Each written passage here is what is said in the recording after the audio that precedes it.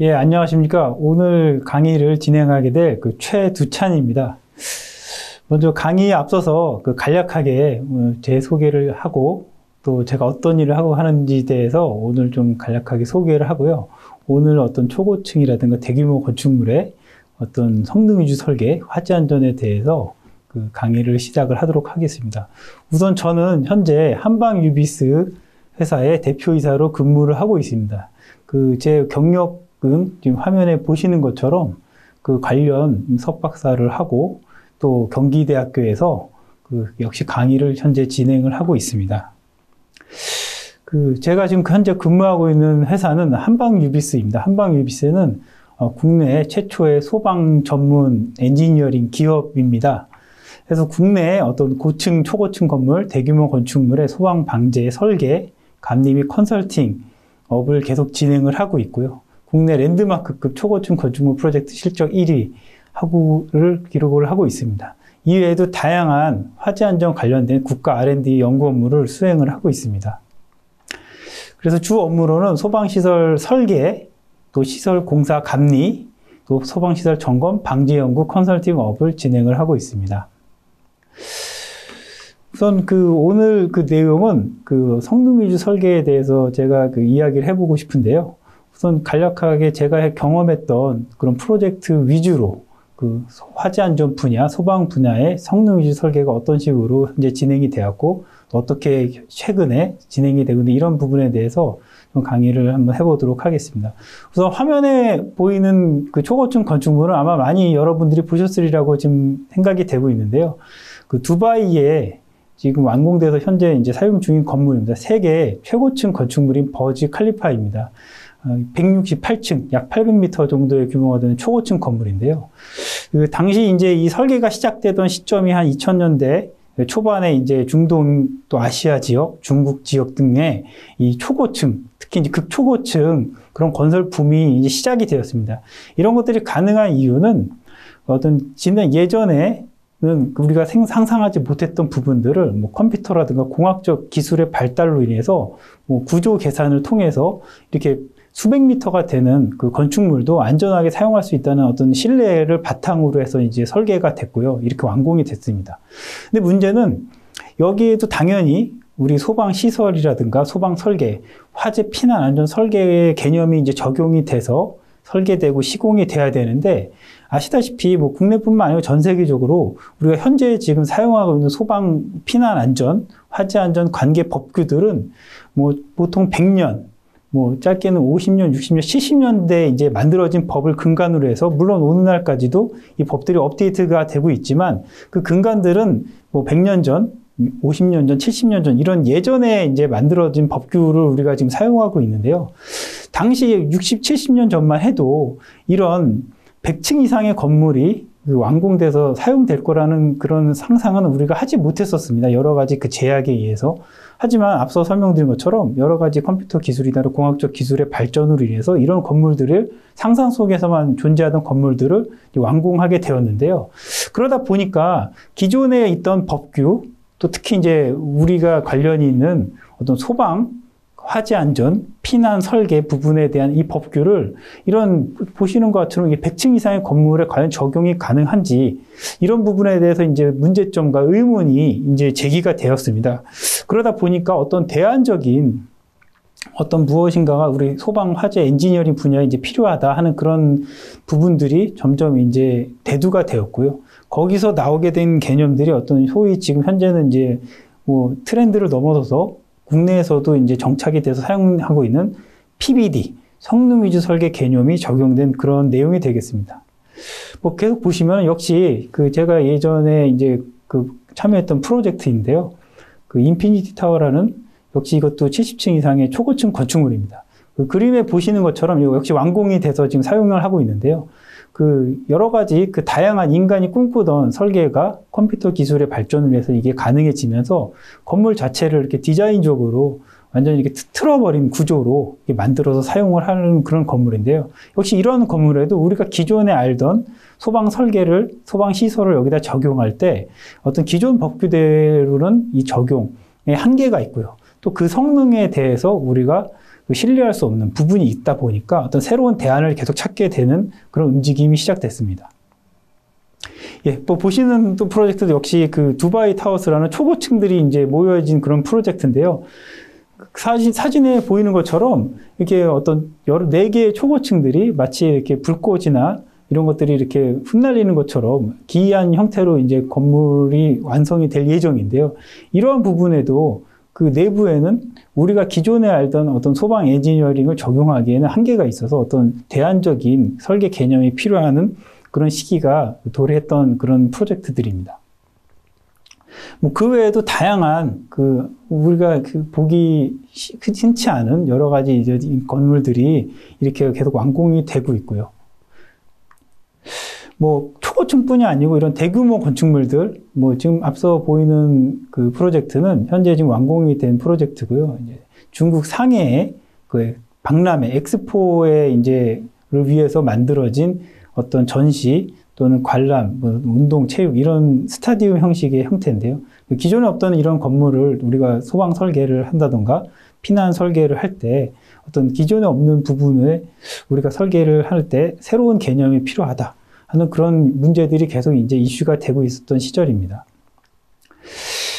그래서 계속 제가 어떤 새로운 대안, 개념, 뭐 이런 것들을 이제 말씀을 드렸는데요. 그런 것들이 이제 그 2000년대 초반, 뭐 미국 지역, 호주 지역 등에서 이 PBD라는 개념이 이제 도입이 되기 시작됐습니다. 이제 영어로는 퍼포먼스 베이스 디자인이고요. 한국말로 이제 풀었으면 이제 성능 위주 설계인데요. 말 그대로 성능을 확인하는 대안적인 설계가 되겠습니다.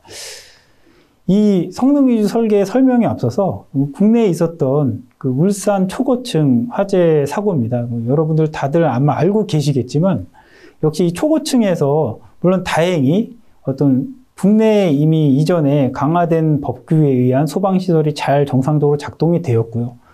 또 그 거주하는 주민들이 다 무사하게 대피가 잘 이렇게 원활하게 되었고, 또 관할 소방관, 소방대가 아주 활동을 원활하고 신속하고 효율적으로 해서 다행히 어떤 사상자가 발생하지 않고 경산자 발생으로 이렇게 잘 화재가 진압이 됐던 그런 사례인데요. 물론 거기서도 보시면 여러 가지 어떤 내외장재에 대한 그런 화재 문제, 또 중간에 저렇게 비워둔 사진에서 보시면 좀 비워둔 공간이 있었는데요. 저때 당시만 해도 어떤 중간에 어떤 피난안전구역 그런 개념이 없다 보니까 저 중간 지역에 어떤 가연물이라든가 여러 가지 어떤 화재를 전파할 수 있는 상황들이, 요소들이 있다 보니까 이렇게 큰 화재가 발생이 됐었습니다. 해서 이런 화재를 볼 때 우리가 만약에 성능 위주 설계를 여기에 적용을 했다면 이런 부분들도 성능을 확인을 하고 가기 때문에 설계 단계 때부터 더 안전할 수 있는 사례가 되지 않았을까 저는 개인적으로 생각을 해서 이 화재 사례를 좀 소개를 드렸습니다. 사실 그 국내 같은 경우에는 뭐 예전에 대형가 호텔 화재부터 시작해서 특히 최근에 있었던 화재는 이제 부산의 초고층 건물입니다. 역시 우신 골든스위트 화재, 아주 유명한 화재인데요. 또 대구 지하철 화재 참사 이런 것들을 겪으면서 과거 국내 소방 기술 수준이 당시 이제 90년대인데요. 이제 그때 선진국에 비해서 일부 이제 낙후되어 있는 부분이라든가 또 법규 위주 설계, 그냥 법에 있는 대로만 설계를 하고 사양 위주 설계를 하다 보니까 화면에 보이는 것처럼 어떤 특정 부분에 대해서는 과도한 설계가 되지만 소방시설이 집중돼야 할 곳에는 또 소방시설이 부족하고 또 급격한 신기술, 급격한 어떤 건축 디자인, 새로운 디자인에 대해서는 그 적용을 하지 못하고 또한 초고층 대형 복합 건축물이 계속 이제 나오고 있는데요. 이런 데에 대해서 설계 한계를 갖고 있는 법규 위주 설계의 한계점이 우리가 명확하게 이제 확인을 할 수 있었습니다. 그래서 이런 사고들을 겪으면서 한국에도 성능 위주 설계의 도입이 필요하다 해서 그런 부분들이 점점 법제화되기를 시작을 했습니다. 그래서 어떤 성능 위주 설계의 어떤 접근 방법을 보면 단순하게 법대로 책에 써여진 대로 화재 안전 기준대로만 설계하는 것이 아니라 어떤 특정 화재 안전 목표와 목적을 설정하고 또 그에 대한 화재 시나리오를 분석을 해서 이런 화재 시에 과연 우리가 설계한 것들을 통해서 인명안전을 확인할 수 있는지 이런 공학적인 분석이라든가 뭐 계산 등을 통해서 성능을 확인하는 어떤 정량적 평가를 통해서 설계를 확인하는 그런 과정을 거치게 되는 접근 방법을 갖고 있습니다.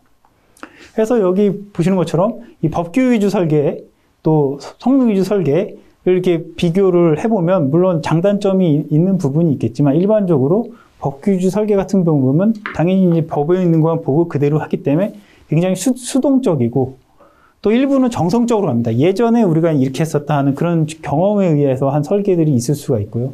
그러다 보니 최근에 나오는 어떤 대규모 건축물, 초고층 등에 대해서 또 다른 어떤 새로운 건축 자재를 썼을 때 건축물의 화재 특성을 고려하지 못하는 획일적인 설계가 진행이 됩니다.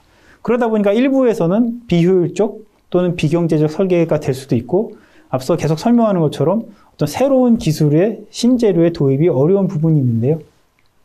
이 성능 위주 설계의 특성을 보면 이와 반대로 적극적이고 자율적이고 무엇보다도 과학적이고 공학적이고 정량적으로 설계를 하게 됩니다. 그래서 건축물의 화재 특성을 반영한 최적의 설계가 가능한 부분이고요.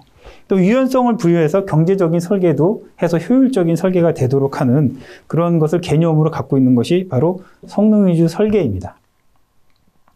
그래서 일반적으로 우리가 그래서 전 세계적으로 이 소방, 화재 안전 분야에서 사용하는 그런 성능 위주 설계의 정의를 보면 계속 같은 설명을 좀 풀어서 쓰고 있는데요. 법규 중심의 화재 안전 기준에 따른 설계보다는 동등 이상의 안전성을 확보할 수 있도록 건축물의 용도라든가 구조 수용이나 가용물 등에 대해서 고려하고 예상되는 화재 시나리오를 분석하고 또 이런 것들에 대해서 피난이라든가 열에 의한 영향 등을 통해서 성능 기준을 결정하고 성능 기준에 대응하는 방법을 통해서 과학적, 공학적 분석을 통해서 설계를 하는 행위, 이런 것들이 이제 일반적인 성능 위주 설계의 정의가 될 수 있습니다. 그 SFP는 미국 소방 기술 협회 이런 부분인데요. 이 초기에 성능 위주 설계의 개념이 어떤 소방 화재 안전 분야에 이제 들어올 때 전 세계적으로 이제 미국에서 이런 부분에 주도적으로 이제 연구를 해서 좀 활용을 할 수 있도록 활용도 높였습니다. 그런 대표적인 기관 중에 하나가 이제 SFP인데요. SFP에서는 뭐 설정된 화재 안전 목표와 목적에 근거한다, 뭐 이런 분석을 수행한다, 또 이런 내용들을 통해서 성능 위주 설계를 정의를 하고 있습니다. 이건 뭐 참고로 알아두시면 좋을 것 같습니다.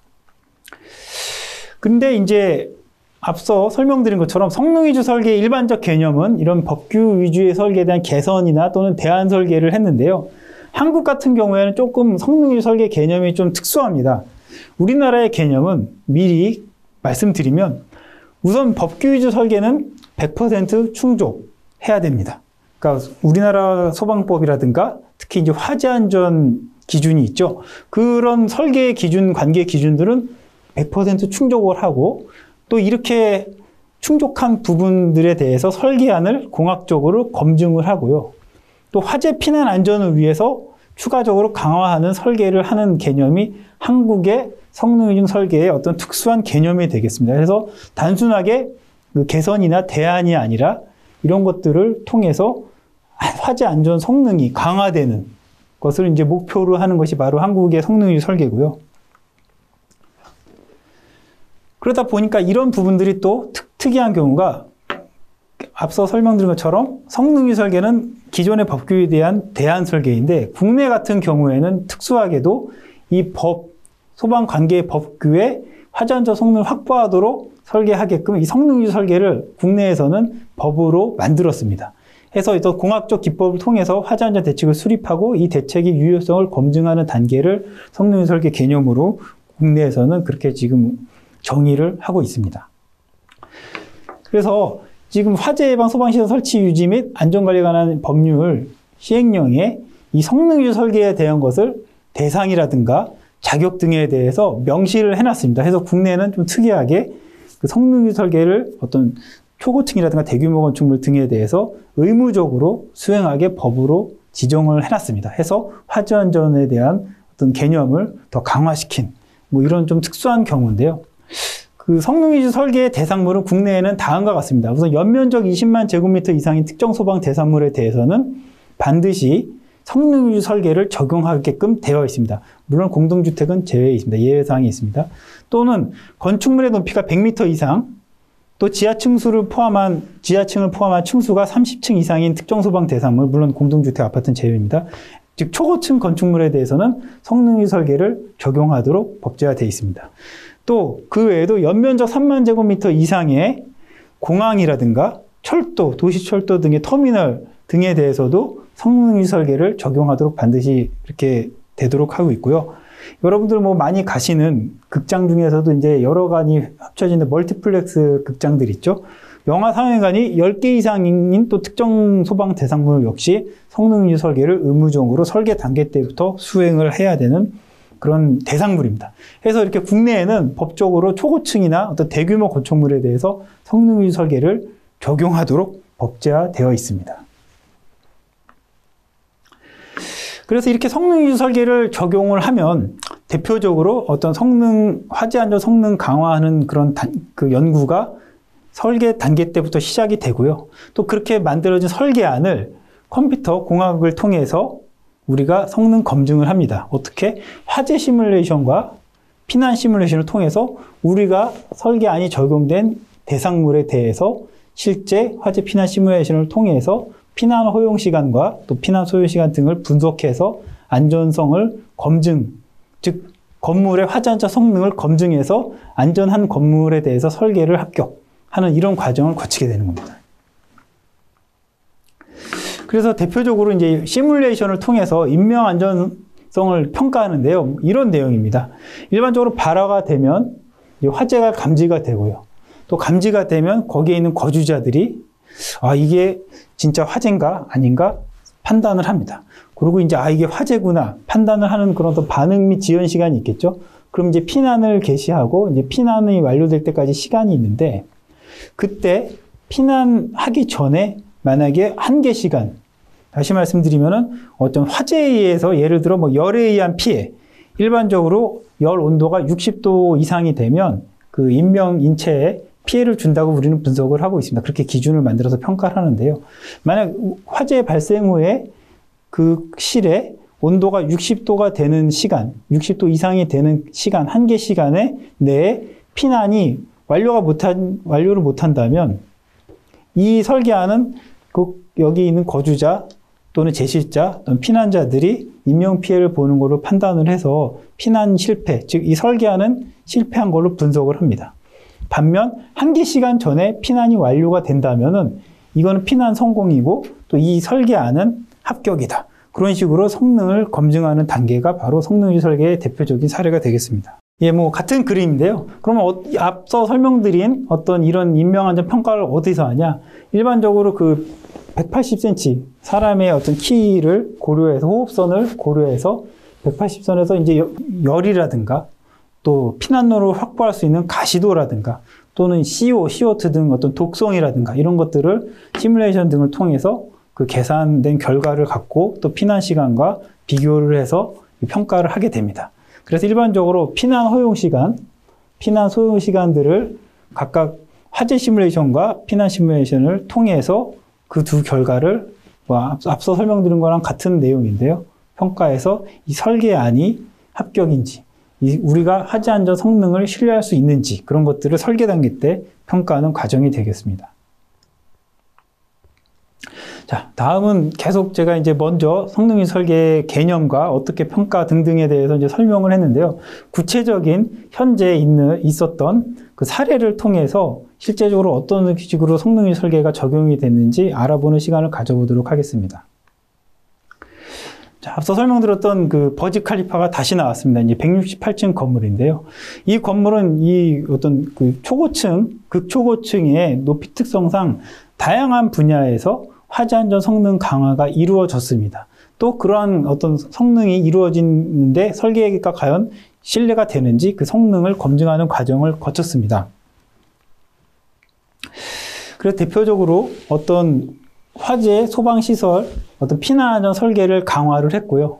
영어로는 뭐 에어리어 오브 레퓨지 이렇게 써 있는데 피난 안전 구역입니다. 지금은 국내 건축법에도 이 초고층의 피난 안전 구역이 법제화가 돼서 중간에 이제 피난할 수 있는 공간을 이제 마련을 하는 그런 부분인데요. 또한 초고층의 특성에 맞게 피난용 승강기를 활용한 피난 개념이 적용이 돼 있습니다. 그 외에도 어떤 구조적인 그 어떤 분석도 필요하겠죠.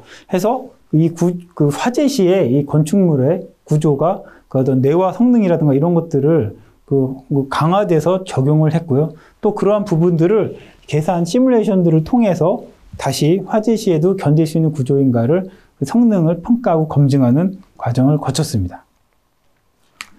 예, 이건 뭐 그 평면 일반 그 도면 평면도인데요. 여기 보시면 이렇게 초록색 공간 이렇게 보이시죠? 이게 이제 각각의 피난 안전 구역입니다.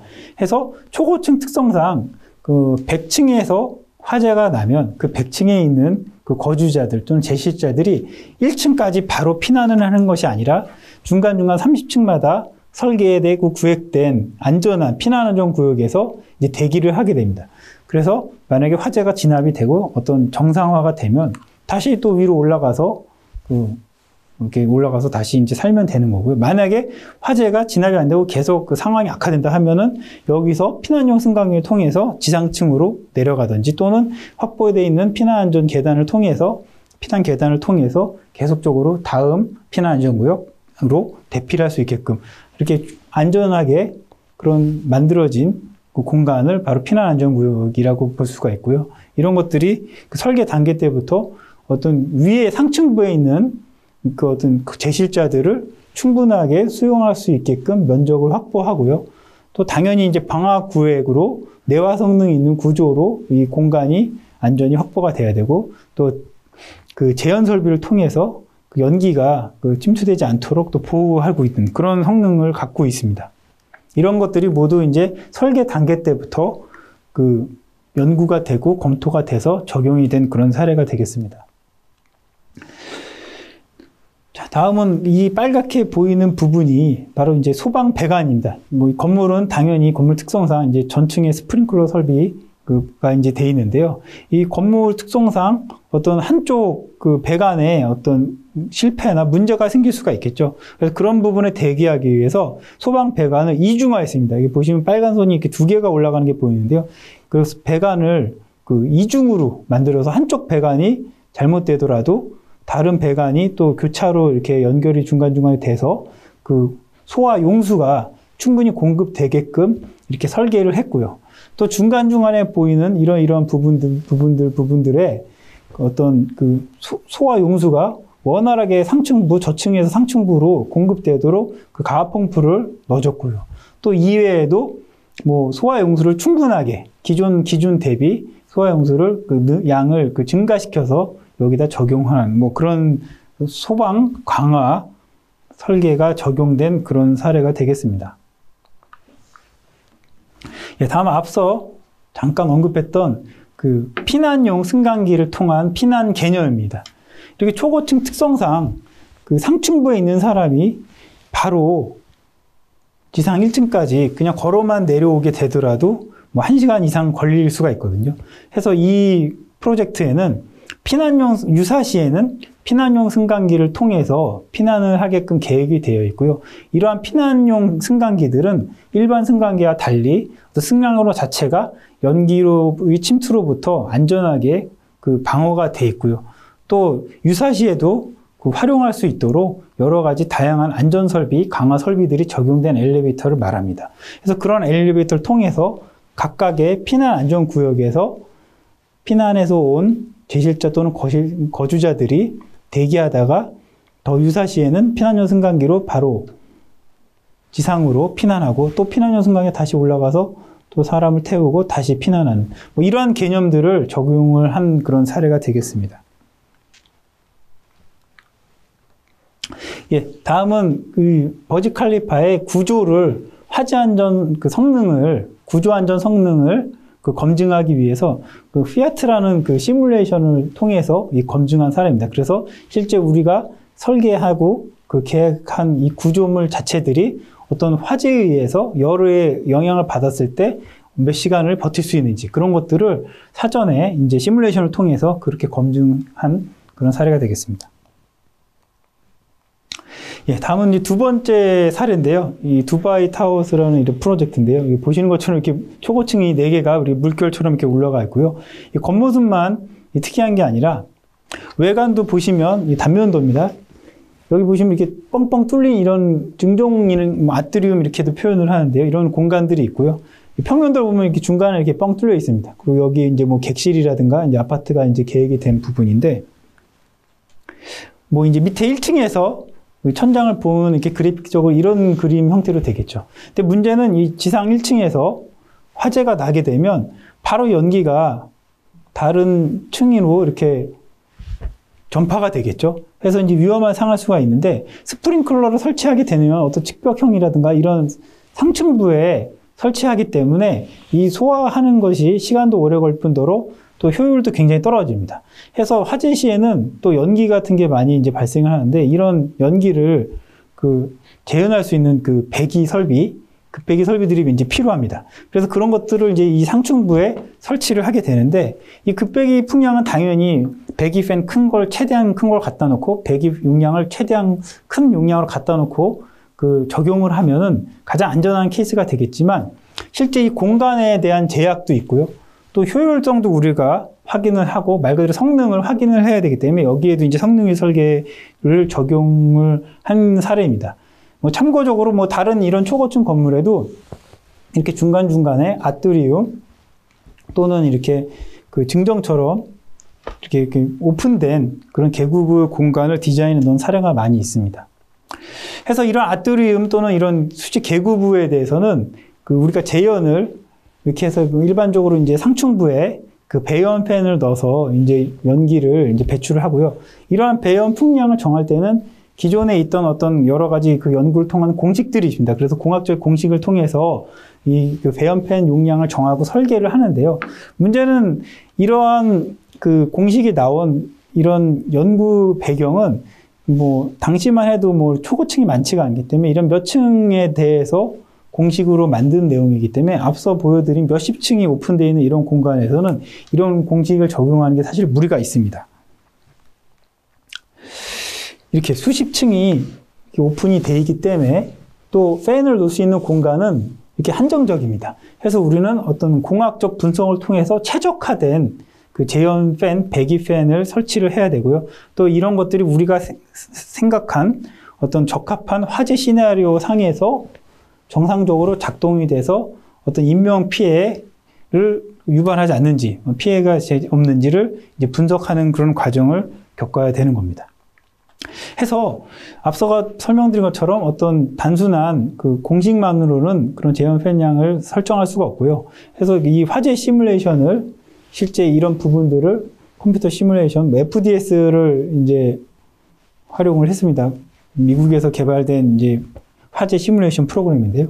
이 시뮬레이션을 통해서 실제와 같은 공간을 만들고 제어 팬을 설치해서 과연 우리가 생각한 팬 용량, 설계안이 적합한지를 시뮬레이션을 수차례 돌리면서 성능을 검증한 그런 과정이 되겠습니다. 그래서 이렇게 뭐 다양한 사례를 통해서 실제 분석을 통해서 적합한 팬을 설치하고 설계한 대로 시공한 그런 이제 사례가 되겠습니다. 이게 꼭 초고층이 아니라도 이런 넓은 대규모 건축물입니다. 이건 뭐 친환경 건축물이라 가지고 아부다비에 이제 계획돼서 만들어진 그런 프로젝트인데요. 안에 보시면 뭐 친환경 건물답게 뭐 이렇게 나무도 실제 나무를 이렇게 심어 놓기도 하고요. 또 어떤 유리 형태, 친환경 형태를 이제 어떤 디자인적으로 표현하기 위해서 이런 유리 기둥 형태의 이런 건물 구조가 됐는데요. 문제는 이 실제 나무가 어떤 디자인적인 효과 뭐 이런 것들이 굉장히 중요해서 이제 설치가 될 예정이었는데, 문제는 실제 나무는 또 화재에도 취약합니다. 그래서 만약에 어떤 이 부분에서 화재가 발생하게 되면 바로 이 어떤 실제 유리와 스틸로 되어 있는 이 구조물에 영향을 줄 수 있기 때문에 이러한 부분에 대해서 화재를 우리가 어떻게 제어해야 될지에 대해서 좀 분석이 필요해서 또 성능을 우리가 한 설계안들이 과연 성능을 낼 수 있는지 그런 검증 절차가 필요합니다. 계속해서 이게 성능 위주 설계 개념이 적용됐다고 이제 볼 수가 있겠죠. 그래서 이런 구조체에 대해서 우리가 안전을, 성능을 확보를 해야 된다. 그런 내용입니다. 그래서 마찬가지로 뭐 이거는 이제 공조 쪽에서 이미 다른 시뮬레이션을 통해서 이 상층부의 온도가 중동 특성상 뭐 70도 이상 이렇게 올라가는 그런 경우도 있고요. 또 겨울철과 여름철이 그 온도차가 이제 틀립니다. 안에는 당연히 에어컨을 틀어서 20도가 될 텐데요. 밖에는 이렇게 뭐 70도, 40도까지도 가고요. 또 겨울철엔 더 떨어지고 그런 어떤 연돌 효과들도 일어날 수 있기 때문에 그런 부분에 대해서 성능 분석이 필요했던 그런 사례가 되겠습니다. 그래서 마찬가지로 여기도 FDS 화재 시뮬레이션을 통해서 여러 가지 다양한 시나리오를 통해서 이 안전성이 있는지 이런 것들을 검증하는 과정을 거쳤습니다. 예, 역시 이것도 초고층이 아닌 어떤 대규모 그 복합 건축물인데 중국에 실제로 완공된 이런 건물들입니다. 우선 이게 어떤 전시 목적으로 사용되는 건물인데요. 이 건물은 참고로 사람의 크기가 이 정도입니다. 그래서 굉장히 건물이 규모가 이제 큰 그런 전시관인데 문제는 이 부분에 이제 피난 계단이 이렇게 이제 설치가 되는 그런 경우인데 자, 이 끝부분에서 만약에 이 피난 계단으로 오려고 하면 이렇게 거리가 굉장히 많이 이렇게 걷게 됩니다. 일반적으로 우리나라 같은 경우에도 피난 계단까지의 거리를 일반적으로 이제 50m 정도로 그 규정을 하고 있습니다. 초고층 건축물 같은 경우에. 그리고 50m 내에 피난 계단이 있어서 이제 그 보행거리 기준이 있는데 여기는 50m가 당연히 이렇게 넘는 거리고요. 그러다 보니까 이 부분도 그렇고요. 여기 점점 이게 옆으로 갈수록 커지기 때문에 이런 문제가 발생했고 그래서 이러한 부분들을 여기 보면 이제 계단이 이렇게 돼 있죠. 중간중간에 이렇게 뭐 이렇게 움직일 수밖에 없는 보행 동선상에 어떤 문제가 발생하는데요. 그래서 이런 것들을 어떤 그 피난 설계, 피난 시뮬레이션들을 검토를 통해서 과연 그 피난 안전성이 확보가 되는지를 설계 단계 때부터 분석을 했던 이제 그런 사례가 되겠습니다. 다음은 어떤 그 돔 형식의 스타디움인데요. 이렇게 뚜껑이 덮여 있는 이런 스타디움인데 이게 다양한 뭐 많은 인원들이 그 활용을 할 거고요. 또 단순한 어떤 운동 경기 외에 여러 가지 이벤트를 할 수가 있는데 문제는 이렇게 그 위에 천장 부분이 이제 덮여 있기 때문에 여기서 이제 화재가 발생하게 되면 이 연기에 의한 피해가 바로 객석으로도 갈 수가 있겠죠. 그래서 여기도 마찬가지로 어떤 이 천장 부분에 어떤 재현 설비가 이제 필요한데요. 그런 것들을 어떤 시설을 설계를 할 때 그 성능을 검증해서 그에 맞는 최적화된 시설을 설치하는 뭐 이런 과정을 거쳤습니다. 역시 화재 시뮬레이션을 통해서 FDS를 실제 통해서 시뮬레이션을 거쳐서 우리가 설계한 그런 것들을 검증하는 과정을 거친 내용입니다. 이건 뭐 피난 시뮬레이션, 엑소더스라는 피난 시뮬레이션을 활용해서 실제 이제 객석과 인원들의 피난 시간을 검토했던 그런 내용이고요. 자, 계속해서 앞서는 제가 이제 해외 사례에 대해서만 계속 설명을 드렸는데 사실 국내에도 많은 사례가 있습니다. 이 성능규 설계가 국내에는 이 법제화가 되면서 약 한 8년 정도 이제 실행하고 8년 정도가 된 것 같은데요. 이제 국내 어떤 30층 이상의 초고층 대규모 복합 건축물에 대해서는 이 성능규 설계가 좀 적용이 되고 있고요. 그런 대표적인 사례에 대해서 알아보는 시간을 가져보도록 하겠습니다. 우선 첫 번째 사례는 아마 그림 보시면은 다들 아실 걸로 이제 제가 생각이 되는데요. 국내에서 최고층 건축물인 123층 롯데월드 타워 건물입니다. 물론 이 건물이 설계될 당시에는 국내에도 성능규 설계가 법제화가 되지는 않았습니다. 그러나 어떤 초고층, 극초고층의 특성상 이 건물은 설계 단계 때부터 성능규 설계 개념을 적용해서 성능 강화된 피난 안전 설계를 적용을 했고요. 또 강화된 소방 시설을 적용을 했고 또 이러한 적용된 안들을 화재 피난 시뮬레이션 등의 다양한 연구를 통해서 그 안전성을 검증하고 성능을 검증 확보를 했던 그런 사례가 되겠고요. 그 외에도 화재뿐만이 아니라 다양한 재난 상황이 발생할 수 있습니다. 이 랜드마크 특성상. 그래서 그런 부분에 대해서도 어떤 재난 관리라든가 대응, 뭐 이런 부분들에 대해서도 설계 단계 때부터 이제 계획이 됐고요. 또 이와 맞물려서 극초 특성상 반드시 필수적으로 필요한 엘리베이터 피난 개념을 여기에 적용을 했고 또 그러한 내용들을 역시 성능을 검증하는 과정을 거쳤습니다. 뭐 다음 역시 완공된 그런 사례인데 50층 규모의 부산에 위치한 BIFC라고 부산국제금융센터 건물입니다. 이 건물 역시 어떤 그런 성능규 설계 개념이 적용돼서 지금 완공돼서 현재 잘 사용을 하고 있는 그런 사례가 되겠습니다. 다음은 역시 얼마 전에 바로 이제 완공한 사례인데요. 국내 두 번째, 한국의 두 번째 그 100층 이상 건물입니다. 해운대 LCT 건물입니다. 그래서 100층 이상의 건물이고요. 이 건물 역시 당시에 어떤 설계 단계 때부터 이미 국내 성능유 설계가 법제화되었던 시기이기 때문에 성능유 설계가 적용이 되었고, 역시 초고층 특성상 그 사전재난 영향성 평가라는 어떤 재난에 대한 대응 여부도 그 설계 단계 때부터 그 검증하는 그런 과정을 거쳐서 완공을 한 그런 사례가 되겠습니다. 예, 다음 사례는 아직 이제 설계만 완료가 된 사례인데요. 여기도 역시 이게 서울 그 삼성동 부근인데요. 현대차 GBC 건물입니다. 현대자동차 그 글로벌 비즈니스 센터 현대차 4호 건물인데요. 지금 현재는 여기 공터로 되어 있는데요. 여기도 역시 우리나라에서 세 번째 100층 이상 건물이 될 것으로 기대되는 이제 극초고층 건축물인데요. 역시 이 건물도 성능유 설계가 적용이 된, 설계 단계 때부터 적용된 그런 대표적인 사례가 되겠습니다. 다음은 그 인천에 역시 이제 설계를 완료돼서 이제 공사 시작을 이제 기다리고 있는 프로젝트인데요. 영종도에 생기는 대형 복합 리조트 건물입니다. 그래서 초고층은 아니지만 대형 어떤 쇼핑몰, 뭐 카지노 또는 공연장 이런 것들이 뭐 테마파크 이런 것들이 이제 그 설치될 그런 예정이고요.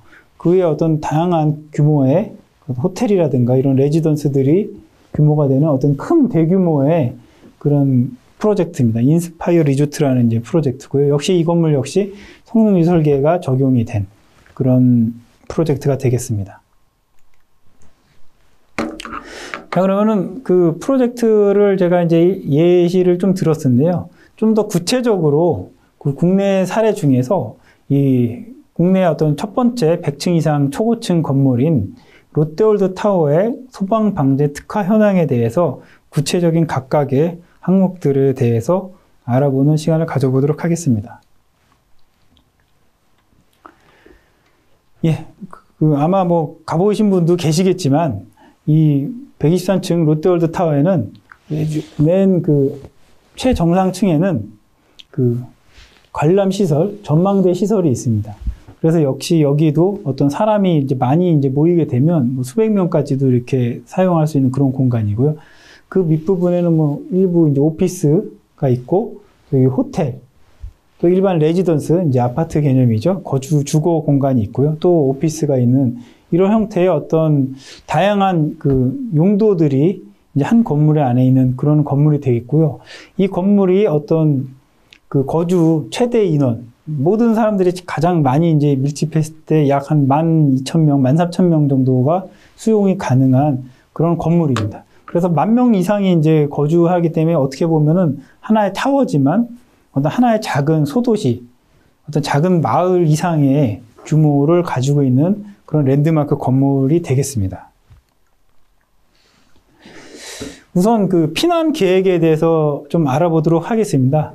이 피난 설계 계획이 롯데월드 타워의 어떤 초고층, 극초고층 특성상 피난 설계를 이제 강화하는 것을 목적으로 이제 설계가 되었고요. 일반적으로 국내 그 안전 관련 기준에서 보면은 그 고층 건물의 경우 피난 계단을 2개소를 최소로 필요합니다. 2개소가 필요한데 이 건물은 2개소의 2배가 되겠죠. 4개의 피난 계단, 특별 피난 계단이 이제 설치가 됐습니다. 무려 2배가 된 거죠.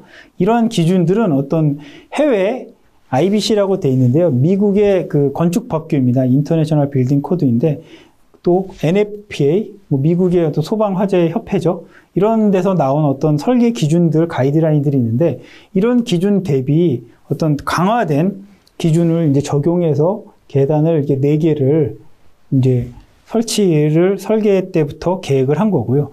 일반적으로 계단이 2개가 필요한데 이제 4개가 설치가 되기 때문에 피난 시간이 당연히 2배 이상으로 증가를 하겠죠. 또한 이 계단의 폭도 피난 시간에 어떤 중요한 영향을 주는 요소 중에 하나인데요. 국내 기준은 1200mm 또는 1.2m 폭이면은 이제 기준을 만족을 하는 건데 이 프로젝트에는 1500mm, 즉 1.5m의 크기를 계단폭을 적용을 했습니다. 약 30cm 이상 정도 또 피난폭이 확보된 그런 내용인데요. 일반적으로 우리가 1.2m 폭이면은 피난 시에 그 사람들이 두 줄로 피난이 가능하다. 막 그 정도 크기가 이제 1.2m입니다. 근데 여기에 30cm가 더 추가됐다는 의미는 일반적으로 우리가 세 줄로 그 피난을 동시에 할 수 있는 그런 정도의 계단 폭이고요. 또는 두 줄로 피난을 하면서 밑으로 내려가고 있는데 위에서 또 소방관들이 올라갈 수가 있죠. 그랬을 때 어떤 피난에 지장을 주지 않는 병목이나 이런 지연을 주지 않을 정도의 크기를 1.5m로 이제 보고 있거든요. 해서 기존 대비해서 이렇게 어떤 강화된 피난 설계를 적용을 하였습니다. 그래서 실제 이렇게 적용된 대로 설계가 돼서 완공이 된, 그렇게 사용이 되고 있는 사례가 되겠습니다.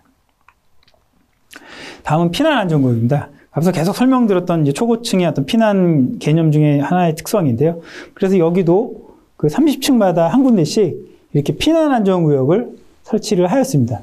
이러한 피난안전구역은 말 그대로 어떤 용도도 사용할 수 없는 말 그대로 피난만을 위한 그런 공간이고요.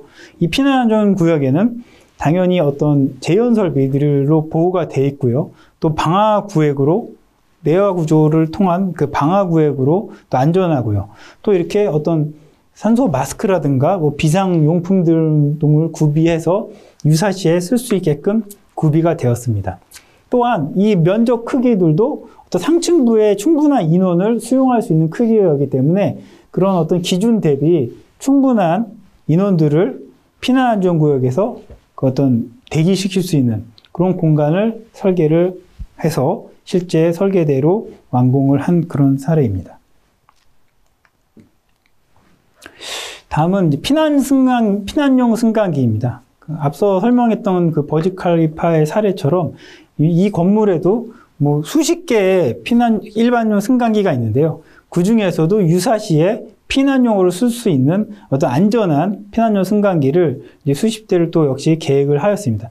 해서 피난용 승강기는 이 피난안전구역에서 유사시에 피난할 때 바로 지상층, 1층이 되겠죠. 1층으로 우리가 왕복할 수 있는 그런 개념의 이제 운용 계획을 이제 갖고 있는 거고요.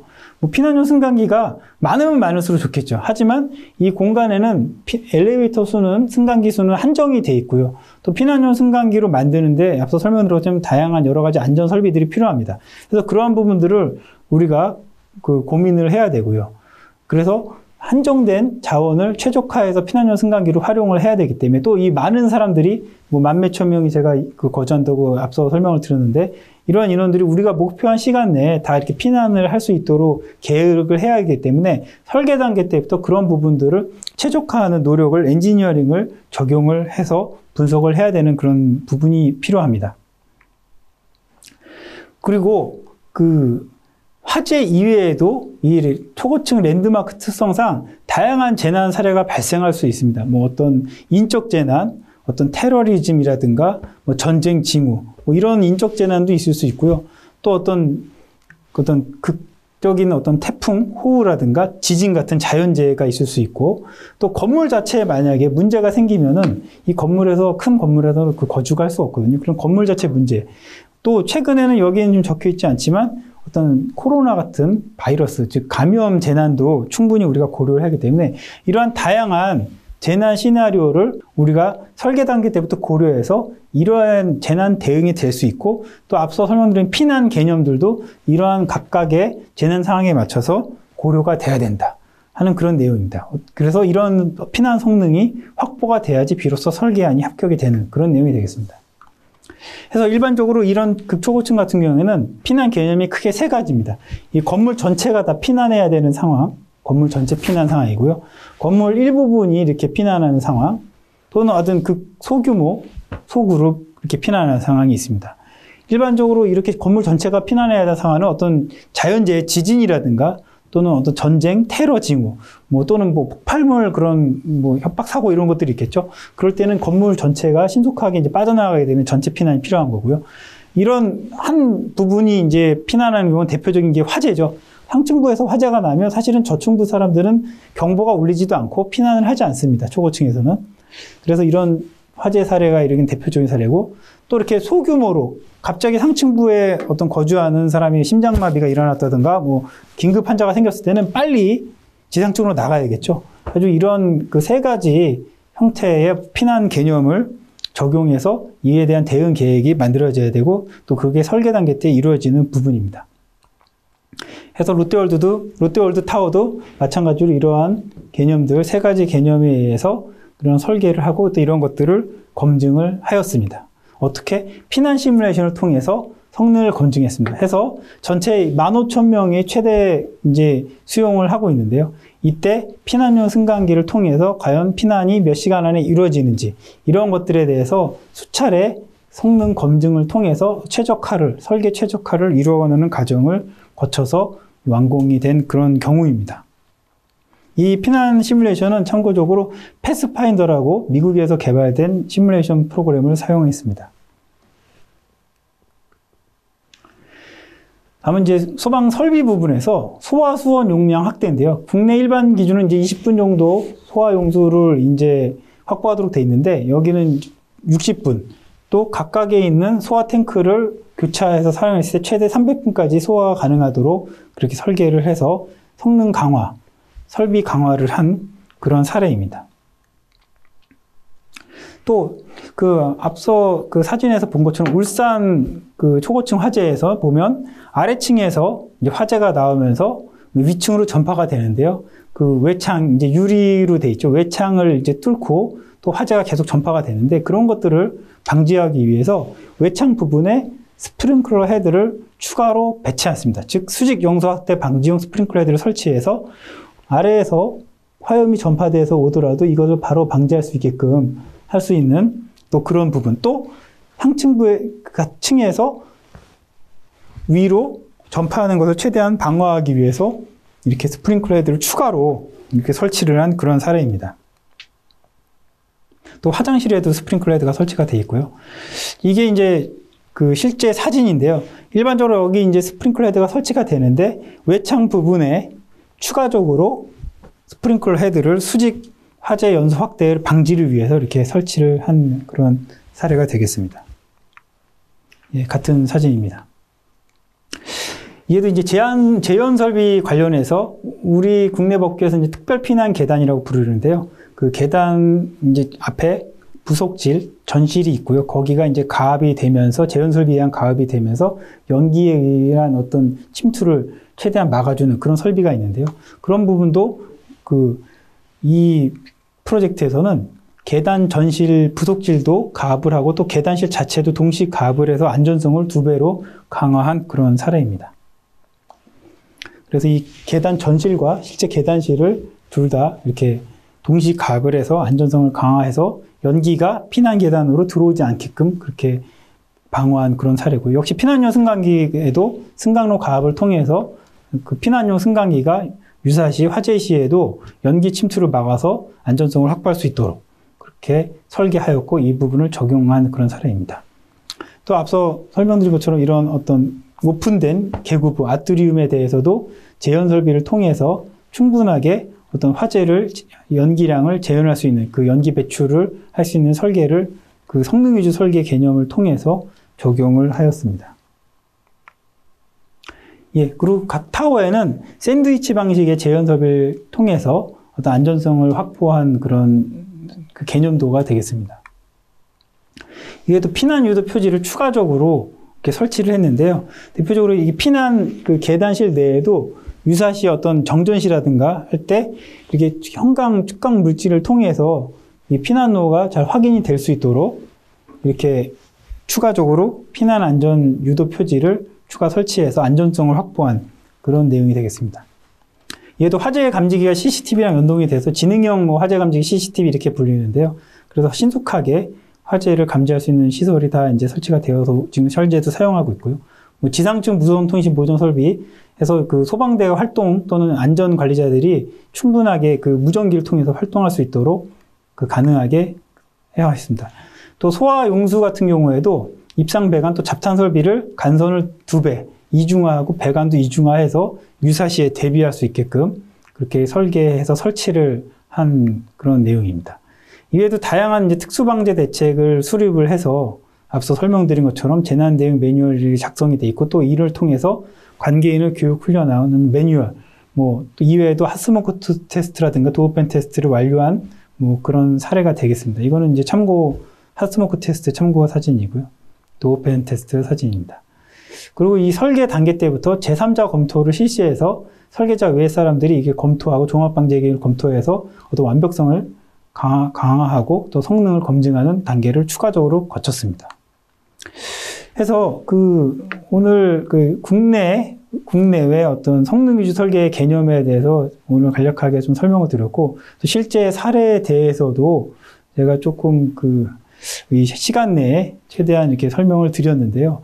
아마 어떤 자세한 설명은 시간 관계상 제가 많이 못 드린 것 같습니다. 해서 다른 사항이 있으면 뭐 별도로 어떤 이메일이라든가 또 교수님 통해서 이렇게 질의응답을 하는 걸로 하도록 하겠습니다.